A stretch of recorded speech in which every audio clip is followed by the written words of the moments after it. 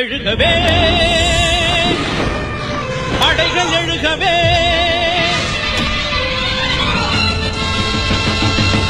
கோடி வன்னியர்கள் கூடும் குடும்ப திருவிழா வன்னியர் சங்கத்தின் மாபெரும் மாநாடு மாமல்லபுரத்தில்